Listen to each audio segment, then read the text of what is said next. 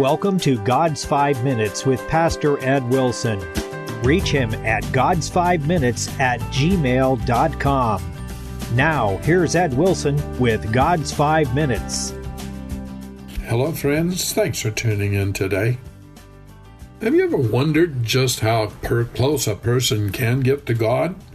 So many seem to stretch their lives to see how sensuously far they can live away from Him. But it's a big world. What are those who decide to take the other turn in the road and decide to seek His best? Well, I have today a remarkable verse from the book of Genesis. Genesis 5:24. And Enoch walked with God, and he was not, for God took him. Enoch was the sixth generation from Adam, and it is apparent that the knowledge of God retained from the Garden of Eden had been transmitted to him. What wonderful reticence in describing, or rather hinting at, the stupendous miracle that is here in question.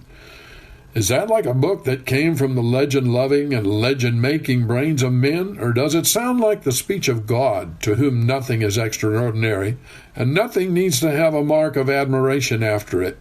It was the same to him whether Enoch died or whether he simply took him to himself. He was not. He disappeared. That was what the world knew. God took him. That was what God tells the world.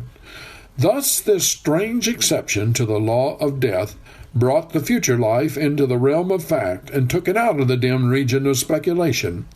A doctrine of a future state is not worth much, but the fact of a future state, which was established by this incident then, and is certified for us all now by the Christ risen from the dead, is all important. Our gospel is all built on such facts.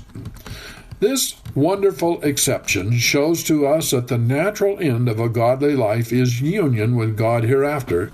Surely there is nothing so absurd as to believe that he who can say, "Thou art my God," and who has said it, should ever by anything be brought to cease to say it. Death cannot kill love to God. The experiences that we have here, in their loftiness and in their incompleteness, equally witness for us of the rest and the perfectness that remain for the children of God. No doubt Enoch had in him the seeds of death. No doubt there were the possibilities of disease and the necessity of death in his physical frame. But God has shown us in this instance how He is not subject to the law that men shall die, although men are subject to it, and that if He will, He can take them all to Himself, as He did take this one. Let me remind you that this unique and exceptional end of a life of communion may, in its deepest essential character, be experienced by each of us.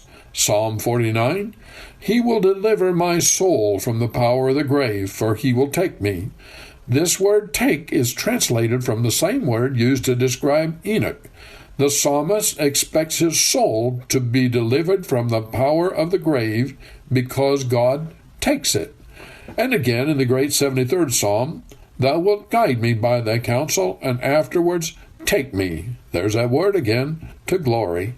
Here again the psalmist looks back to Enoch, and in the rapture and ecstasy of the faith that has grasped the living God as his portion, says to himself, though the externals of Enoch's time end, and of mine may differ, their substance will be the same, and I too shall cease to be seen of men, because God takes me into the secret of His pavilion by the loving clasp of His lifting hand. Enoch was led round the top of the valley, beyond the headwaters of the dark river, and was kept on the high level until he got on the other side. You and I have to go down through the hill, out of the sunshine, among the dank weeds, stumble over the black rocks, and wade through the deep water. But we shall get over to the same place where He stands, and He that took him round by the top will take us through the water, and so, my friends, shall we ever be with the Lord. Have you talked to Him today? You have been listening to God's 5 Minutes with Pastor Ed Wilson.